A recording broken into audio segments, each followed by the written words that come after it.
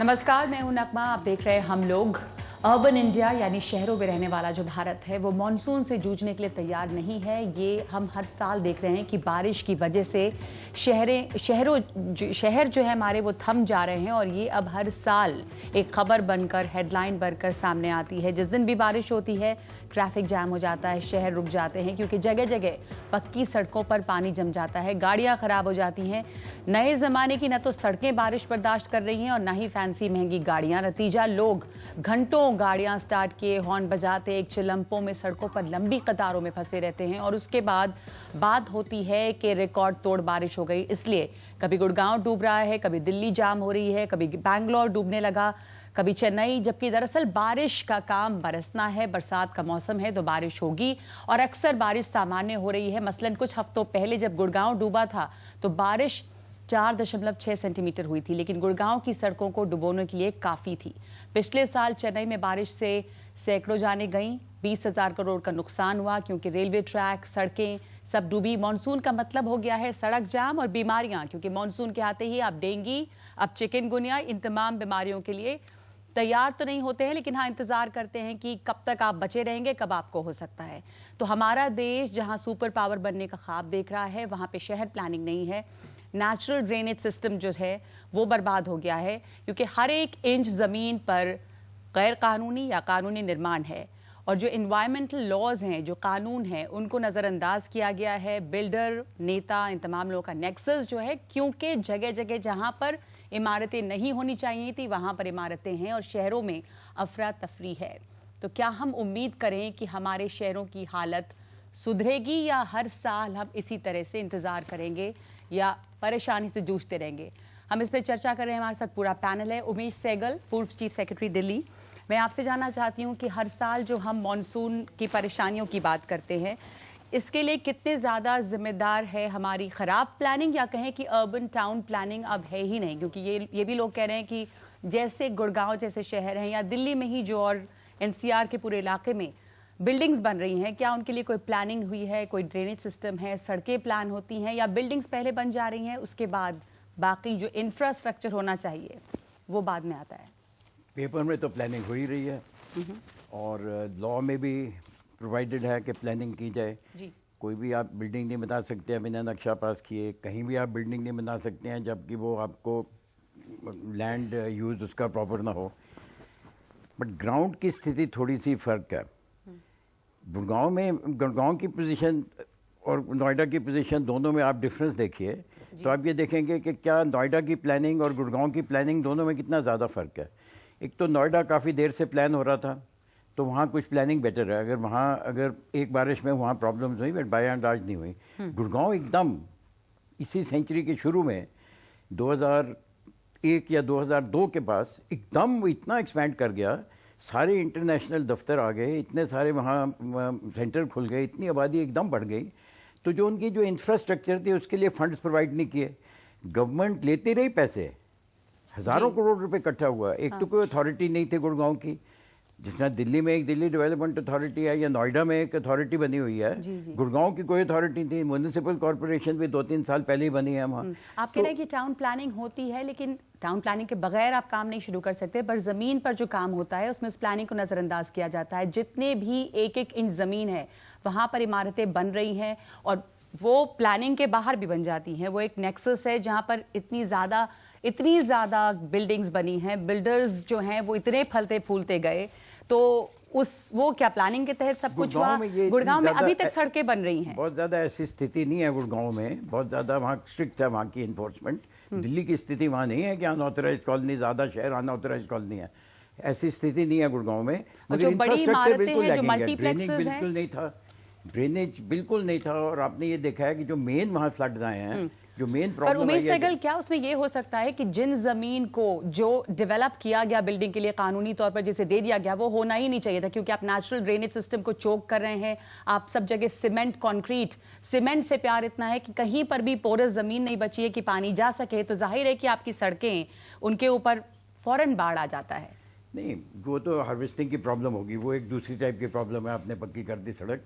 Drainage की problem different है। Drainage की प्रॉब्लम, अगर ड्रेनेज आप प्रोवाइड ही नहीं करोगे, जो मेन ड्रेन है वही चौक्ड रहेगा। जब आशापुर वाला ड्रेन था वही चौक्ड पड़ा था, तो वहां से सारा बैक वाटर आया और सारी फ्लड हो गया वहाँ जो गुड़गांव में। जैसे ही इन्होंने थोड़ा सा उसको ओपन अप किया, तो आप देखिए उसके बाद जो 2-3 बारिशें हुई हैं, गुड़गांव का इतना बुरा हाल नहीं हुआ। तो वहाँ मेन स्ट्रक्चर प्रॉब्लम तो है ही, बट अगर 2000 करोड़ रुपए आज गवर्नमेंट ने वहाँ सैंक्शन किए हैं, और अगर उनको अगली मानसून तक दिल्ली, गुड़गांव, नोएडा में बेहतर क्या है प्लानिंग? आप किसकी बेहतर कहेंगे? नोएडा की? मेरा ख्याल नोएडा इन तीनों में से बेस्ट। जैसे गुड़गांव डूब रहा है, दिल्ली भी वैसे। दिल्ली की हालत कोई बेहतर नहीं है? तो देखिए आधी आधा दिल्ली अनऑथराइज्ड है। दिल्ली में तो समस्या ही फर्क है। पूरा यहाँ पे जो नेक्सस है बिल्डर्स का और मतलब लोगों का भी, सब मैं कहूँगा सब ने मिल के जिस तरीके से दिल्ली की आबादी बढ़ाई है एक अनप्लान्ड मैनर में, 5 लाख 7 लाख आदमी जो हर साल यहाँ आ रहे हैं, जिनके लिए इंफ्रास्ट्रक्चर 1 लाख की भी पैदा नहीं हो रही। अब देखिए डीडीए का जो मोनोपोली है जिनके पास हाउस बनाने की, पिछले 50 साल आपने कहा था कि गुड़गांव में एजेंसीज भी नहीं थी। दिल्ली में तमाम एजेंसीज हैं, अथॉरिटीज हैं, उस बावजूद इसके प्रॉब्लम शायद ये है कि बहुत ज्यादा हैं, इसलिए काम नहीं हो रहा है, कोऑर्डिनेशन नहीं है उनके अंदर में। मैं श्रीधर पबिशेट्टी से बात करना चाहती हूँ, जो सीईओ हैं नमा बेंगलुरु फाउंडेशन के, जिनकी याचिका पर एनजीटी ने झील की जमीन पर अवैध कब्जा कर इमारतें बनाने वाले बिल्डरों पर 135 करोड़ का जुर्माना लगाया। श्रीधर पबिशेट्टी, यानी कि ये साफ हम कह सकते हैं कि जो मैं भी कह रही थी कि हर एक इन जमीन पर जो छोड़े जाना चाहिए था, जहां पर नेचुरल ड्रेनेज सिस्टम होना चाहिए, वहां पर बिल्डिंग्स बन रही हैं। आपकी पेटिशन पर बिल्डरों को रोका गया, लेकिन बाकी आप जो दूसरे शहर हैं उसके बारे में आप क्या कहेंगे? जैसे हमने देखा दिल्ली, गुड़गांव, बैंगलोर में खुद हुआ था, चेन्नई, इन तमाम जगहों पर, या कोलकाता है या मुंबई है, शायद कुछ हालत अब सुधरी हो, लेकिन हम साल दर साल वही कहानी मानसून में देखते हैं। जी बेंगलोर सर, एक सेकंड में श्रीधर पबिशेट्टी से पूछ रही हूँ जी। एक शहर को बनाने के लिए टाउन प्लानिंग की सबसे बड़ी भूमिका रहती है। जैसे बेंगलुरु की अगर आप देखा जाए तो ये 500 साल की हिस्ट्री रही है बेंगलुरु सिटी की, जो डेवलपमेंट हर सालों साल होता आया है। और पहले से ही ये ड्रेन्स और लेक्स और वाटर फ्लो का अच्छी तरह से प्लानिंग किया गया था और एक इंटरकनेक्टेड सिस्टम बनाया गया था। पर पिछले 30 साल की ये अर्बनाइजेशन प्रोसेस बहुत भयानक रहा है, ना सिर्फ बेंगलुरु के लिए पर पूरे शहरों के लिए। और इसी मुहिम को हम लेके गए थे नेशनल ग्रीन ट्रिब्यूनल में, जहां पे एक लेक का जो 3.25 एकर्स ऑफ लैंड था उसको एंक्रोच किया गया था एक बिल्डर के द्वारा। और दुख की बात यह है कि जो सारे एजेंसियां हैं हमारे, वो चुप बैठे रहे। अब ये कारण हम बता नहीं सकते क्यों चुप बैठे रहे, पर चुप बैठे रहे और ये एंक्रोचमेंट होने दिया। अगर हम पूरा लेक जो पहले ही डिमार्केटेड है, उसका स्टॉर्म वाटर ड्रेन नेटवर्क पहले डिमार्केटेड है, हम उनका एंक्रोचमेंट होने के लिए छोड़ देंगे तो शहर डूबने से कैसे बच सकता है? जो शहर डूब रहे हैं आपके हिसाब से इसकी सबसे बड़ी वजह क्या है? भले ही जैसे कि सहगल साहब कह रहे हैं अलग अलग शहरों की अलग समस्या होगी, पर मोटे तौर पर इसकी बड़ी प्रॉब्लम क्या है? क्यों हमारे शहर डूब रहे हैं? हम ऐसा भी नहीं कि कोई हरिकेन या साइक्लोन आ गया है, ये नॉर्मल मानसून की बारिश है जो कि होगी और हर साल होती है, बावजूद इसके शहर डूबते हैं। दो बड़ी चीज है इसके बारे में। एक है कि हम किस तरह की टाउन प्लानिंग कर रहे हैं या सिटी एडमिनिस्ट्रेशन कर रहे हैं। हमको ये जानना जरूरी है कि अक्रॉस द वर्ल्ड लोग लेते हैं 100 year flood data, 200 year flood data, और उसके बाद डिजाइन करते हैं कि कहाँ पे किस तरह के लैंड यूज होना चाहिए, किस तरह के बिल्डिंग कहाँ आने चाहिए। ये हमने पिछले 30 साल में छोड़ दिया है। ये सिर्फ हम कुछ दिखावे के लिए कुछ सरकार है, पर टाउन प्लानिंग कुछ नहीं हो रहा है। इसी कारण हम देख रहे हैं कि हर शहर में ये कोई रैम्पेंट रेनफॉल नहीं है। ये हर समय में होता है हमारा जो रेनफॉल, ये पिछले 10, 20, 30 सालों में हमने देखा है इस तरह का रेनफॉल, और इसी में हमारे शहर डूब रहे हैं। ये failure of urban planning and urban governance का प्रोसेस है। दूसरी एक और चीज है कि हमारा शहरों में आजकल अर्बन एडमिनिस्ट्रेशन के पास पैसा नहीं है। वो हर समय पे सीएम की तरफ देखते रहते हैं, पीएम की तरफ देखते रहते हैं कि कब कोई पैकेज उनको दिया जा रहा है। ये बिल्कुल टैक्सेशन का फेल्योर है, प्रॉपर्टी टैक्सेशन का फेल्योर है, अर्बन एडमिनिस्ट्रेशन का फेल्योर है। और इसके लिए एक सीधा सा गवर्नेंस प्रॉब्लम है, जिसमें हम मेयर्स को चुनते हैं 1 साल के लिए। अब माने 5 साल में एक बार इलेक्शन होता है, पर मेयर का टर्म होता है 1 साल। वो आता है और जब तक सेटल होता है उसमें जाने की तैयारी करता रहता है। तो अगर जब तक हम ये प्रॉब्लम को ठीक से ना कर पाए, 5 साल की मेयर को लेके आए, अच्छी तरह से एडमिनिस्ट्रेशन, पॉलिटिकल एडमिनिस्ट्रेशन लेके आया, और उसके बाद हम कैपेबिलिटी इनमें भरे कि आप कैसे फ्लड्स को प्रिवेंट किया जा सकता है और कैसे इंफ्रास्ट्रक्चर किया जा सकता तो है। हमारे पास टोक्यो स्टूडियो में का यहाँ मैं पर example 3 अलग देना अलग चाहता पार्टी के हूं। नेता हैं और दिल्ली सरकार जो है कभी ना कभी ये सब लोग सरकार में रहे हैं, इनकी पार्टियां। अभी रीना, आपकी पार्टी जो है वो सरकार में है और ये पूछा जाएगा कि भाई इसके पहले शीला दीक्षित थी तो फिर भी कुछ बेहतर हालत थी और मैनेज हो रहा था, क्योंकि आम आदमी पार्टी हमेशा ये कहती है कि चूंकि केंद्र सरकार उनके खिलाफ एक बहुत खुला नॉन कोऑपरेशन मूवमेंट चला रही है, इसलिए अब काम नहीं कर पा रहे हैं। पर अभी पिछले 1-2 साल से हालत और ज्यादा दिल्ली की खराब होती चली जा रही है। देखिए, दिल्ली की हालत तो हर साल से मानसून में खराब होती आई है और गुड़गांव की हालत भी खराब है। नहीं, तो गुड़गांव में तो इधर ज्यादा बढ़ा है। 15 साल पहले वहां पर इतना नहीं होता था ब्लॉक चौक, इसलिए क्योंकि जैसा सहगल साहब बता रहे थे, हम सब जानते हैं आबादी बढ़ी है, कंस्ट्रक्शन बढ़ा है वहां पे। पर दिल्ली में भी होता होगा, पर जितना बुरा हाल इस साल हुआ या इसके पहले हुआ उतना नहीं था। तो काम कहाँ रुक रहा है? क्यों नहीं उन जगहों को आइडेंटिफाई किया जाता है जहाँ पे या तो पॉटहोल की वजह से जाने गई लोगों की, वसंत कुंज, साउथ दिल्ली के वसंत कुंज के इलाके में पॉटहोल की वजह से एक इंसान की मौत हुई। उसके अलावा शायद 300 से ऊपर ऐसी जगह फ्लैग ऑफ की गई हैं जहां पर पानी जमता है, जहां शायद फाइल चीफ मिनिस्टर के पास है, पर कार्रवाई उन पर क्यों नहीं हुई है? देखिए नगमा जी, दिल्ली की जो हालत हुई है ये 1 साल में तो नहीं हुई है। जो इतने सालों का, डेकेड्स का मिसमैनेजमेंट रहा है, उसका रिजल्ट ये है कि आज हम ये देखने को मिल रहा है हमको। और दूसरी बात ये है कि आप सोचिए, अगर हम भारत की बात कर रहे हैं, हम इस साल पता तो होगा, स्पीक ना, मुझे थोड़ा बोलने एक मिनट, मैं आपसे आपकी बात पूछ रही हूँ कि इस साल ये सालों से ऐसा हो रहा है, जाहिर है कि हालत खराब हो गई, पर इस साल भी ये पता होगा कि बारिश तो होगी। तो बारिश अचानक नहीं आ गई, सड़कें छोड़िए, चिकनगुनिया या डेंगू जो है, डॉक्टर साहब बैठे उस मुद्दे पर भी आऊंगी, क्योंकि हम लोग बात कर रहे हैं कि मॉनसून से, बरसात के महीने से हम लोग जूझने के लिए कितने तैयार हैं। बरसात अचानक नहीं आती, पता है पिछले साल भी हुआ था, हमने मुख्यमंत्री के कैंपेन एड्स के तौर पे देखे कि आप ये करें, आप ये करें। सिंगापुर में जीका वायरस अगर फैला है तो पूरे शहर में एक मिलिट्री स्केल पर वहां पे दवा का छिड़काव हो रहा है। यहाँ हम लोग ये क्यों नहीं कर पाते? हर साल इंतजार रहता है कि कब आपको डेंगू हो जाएगा, नहीं हुआ तो बहुत आप खुशकिस्मत हैं। उसके लिए क्या तैयारी की थी? देखिए, उसके लिए भी पूरी तैयारी हुई थी, पर दिल्ली बहुत स्ट्रेंज सा सिचुएशन है। एक एमसीडी है, एक सेंट्रल गवर्नमेंट है, एक स्टेट गवर्नमेंट है, और इतने सालों से हमने इस स्थिति को ऐसे ही छोड़ दिया है। मतलब अगर हम भारत सुपर पावर की बात कर रहे हैं, वर्ल्ड क्लास सिटी क्रिएट करने की बात कर रहे हैं, तो आज की तारीख में भी हम ये ऑप्शन नहीं होना चाहिए कहने का कि एमसीडी ने नहीं किया, दिल्ली सरकार ने नहीं किया। आज तक हमने रोल्स, रिस्पॉन्सिबिलिटीज क्लैरिफाई क्यों नहीं करी? मेरे घर के सामने से अगर कूड़ा नहीं उठ रहा है, मुझे पता होना चाहिए उसके लिए जवाबदेह कौन है। उसके लिए ये किसी के पास ऑप्शन नहीं होना चाहिए कि पार्षद कहे कि एमएलए की जिम्मेदारी है, एमएलए का एमपी की जिम्मेदारी है। आप एक शहरी हैं दिल्ली की, गुड़गांव में आप रहती हैं, पर गुड़गांव हो, नोएडा हो, दिल्ली हो, जी दिल्ली में रही है 20 साल। ये जो दिल्ली की एक और समस्या है, या गुड़गांव कहें या दिल्ली कहें, सब जगह की, कि यहाँ की पॉलिटिक्स, यहाँ की जो सियासत है उसमें उलझे रहते हैं लोग, और आप हम जैसे जो सिटीजन हैं, हम क्या उम्मीद करें फिर? इस बार आपको क्या देखना पड़ा, क्या जूझना पड़ा, हालात कैसे बदतर हुए हैं? बीमारियों की बात करें जिसकी हम बात कर रहे हैं, क्योंकि हर दिन बस इस डर में गुजरता है कि कब आपको क्या बीमारी हो जाए, और हर दिन एक नई बीमारी खड़ी हो रही है बरसात में।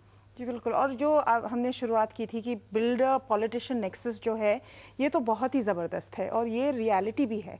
और मैं स्पष्ट बोलना चाहती हूँ इस बात को, क्योंकि आप लोग कहते हैं मिलेनियम सिटी, मैं कहती हूँ मिलेनियम ग्रीड। ये है सिंबल मिलेनियम ग्रीड का।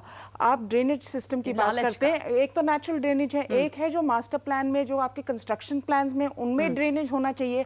अब वो क्यों नहीं होते? वो नहीं बनते क्योंकि वो स्पेस लेते हैं, उनके लिए आपको जगह देनी पड़ती है। कोई लोग जगह इंच पे जब आप कैलकुलेट करते हैं कि इतने की 1 इंच है गुड़गांव में, तो आप जगह क्यों देंगे? तो मुझे लगता है जैसे विदेश में है, एक्टिविज्म का टाइम तो आ गया है। मैं तो कहती हूँ कि एक ऐसी परिस्थिति आएगी जब सिटीजन स्टेट गवर्नमेंट्स को कोर्ट ले जाएंगे कि इसके वजह से एम्बुलेंस में कोई फंसा, कोई मर गया, कोई पॉटहोल में गिर के मर गया। ये हर बारी और ये लोग इसी एक ही चीज में लगे, पीडब्ल्यूडी का नहीं एमसीडी का है। इससे हमको आपको क्या मतलब है कि कितनी एजेंसीज हैं, कहाँ काम नहीं हो रहा है? अगर आपने सरकार चुना है तो आप देखना चाहते हैं कि काम हो और हमको गड्ढे में गिर के नहीं मरना पड़े। एग्जैक्टली। और मैं कहती हूँ कि जैसे विदेश में होता है, जब आपके मास्टर प्लान है वो आप डालिए ऑनलाइन, इनको पब्लिक डॉक्यूमेंट बनाइए, बताइए हमें कि कौन बिल्डर ने क्या प्लान दिया, क्या एग्जीक्यूट किया, क्या लूप होल था इसमें, क्या ड्रेन यहाँ होनी थी, क्यों नहीं है, ये आप पब्लिक बनाइए। जी, हमारे पास जीआर खैरनार है मुंबई से। जीआर खैरनार, मुंबई में जिस तरह के हम हर साल देखते थे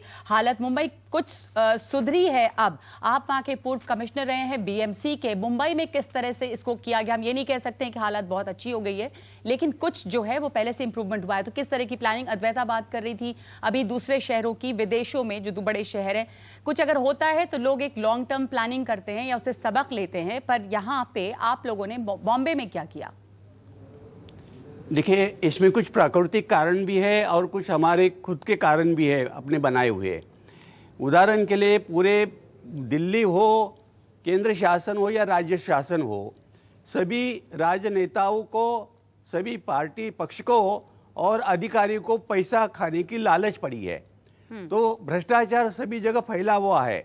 ये तो मुख्य कारण है कि भ्रष्टाचार के कारण जो काम होना चाहिए वो नहीं होता है, जो उनकी क्वालिटी होती है इन्फीरियर होती है, कई लफड़े होते हैं, कई स्कैम्स होते हैं। तो सही ढंग से अपने देश में ईमानदारी से काम नहीं होता है। भ्रष्टाचार से किस तरह का अड़ंगा आता है काम करने में? यानी पैसे एलोकेट हो रहे हैं, लेकिन वो पैसे जिस जगह इस्तेमाल होने चाहिए वो नहीं हो पा रहा है।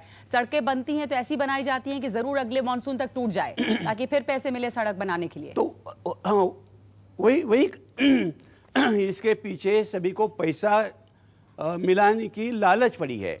राजनेताओं को अपना पक्ष लड़ना है, पैसा चाहिए। ठीक है, कोई भी सरकार हो, भ्रष्टाचार। विजेंद्र गुप्ता और हारून यूसुफ, बीजेपी और कांग्रेस और आम आदमी पार्टी तीनों हैं, पर आप दोनों भी खामोश हैं। मैं आपसे जवाब चाहती हूँ इसका कि भ्रष्टाचार जो है वो एक बड़ा रीजन है कि काम जहां होना था वो हो नहीं रहा है, और इसमें कोई एक पार्टी नहीं, जो पार्टी सत्ता में होती है वही समस्या है, और वही है मल्टीप्लिसिटी ऑफ अथॉरिटी है। काम नहीं होता है, वो कह रहे हैं कि यहाँ पे अब हम कैसे काम करें, 15 साल पहले से ये हालत यहाँ पर है। विजेंद्र गुप्ता, मैं नगमा ये कहूंगा, ब्लेम गेम से काम नहीं चलेगा, आरोप प्रत्यारोप से काम नहीं चलेगा। मैं देख रहा हूँ अभी तक यही हर साल होगा। नहीं, अभी तक इस शो में सिर्फ ब्लेम गेम हो रहा है, सॉल्यूशन की तरफ कोई नहीं गया, कोई कंस्ट्रक्टिव बात यहाँ अभी तक आई नहीं है। सवाल ये है कि इशू है ड्रेनेज का। आप इनको काम करने नहीं देते आम आदमी पार्टी को, ये लोग रोकते हैं कि सेंट्रल गवर्नमेंट नॉन कोऑपरेशन है, ये करना चाहते हैं, इनके पास रोड्स ही नहीं है। मैं इनसे बहस में नहीं जीत सकता, ये लोग झूठे लोग हैं, मैं माफी चाहूंगा। मैं अपनी बात कहना चाहूंगा, कंस्ट्रक्टिव बात कहना चाहूंगा। इन लोगों ने काम करना नहीं है, ये तय है, बाकी सब कुछ करना है, इसलिए होपलेस है मेरी नजर में, मैं उस पर नहीं जाऊंगा। देखिए, जब प्लानिंग होती है तो मास्टर प्लान फॉर ड्रेनेज, पूरे शहर का एक मास्टर प्लान होना चाहिए ड्रेनेज के लिए जी, और उस पर काम हो रहा था। अब वो क्यों नहीं हो रहा और वो आगे क्यों नहीं बढ़ रहा, ये तो वही लोग बताएंगे जिनके हाथ में कमांड है। लेकिन मैं इतना कहूंगा कि जिस दिन हमने अपने ड्रेनेज को, एक मास्टर प्लान को एग्जीक्यूट कर दिया, अभी ड्रेनेज और सीवेज, जहां सीवेज जा रहा है और सीवेज आगे प्रॉब्लम है वो ड्रेन में मिल गया है जी, जहाँ ड्रेन जा रहा है और ड्रेन में आगे प्रॉब्लम है वो सीवेज में मिल गया है। इस वक्त हमें एक ब्रेक लेना होगा, मैं वापस लौटूंगी। पर हारून यूसुफ, एक छोटा कमेंट आपसे कि आप लोग कैसे मैनेज कर रहे थे? क्या हालत बदतर है? क्योंकि रीना कहेंगी कि हालात जो हैं वो इतने साल से बुरे थे, इसलिए अभी हम ये झेल रहे हैं।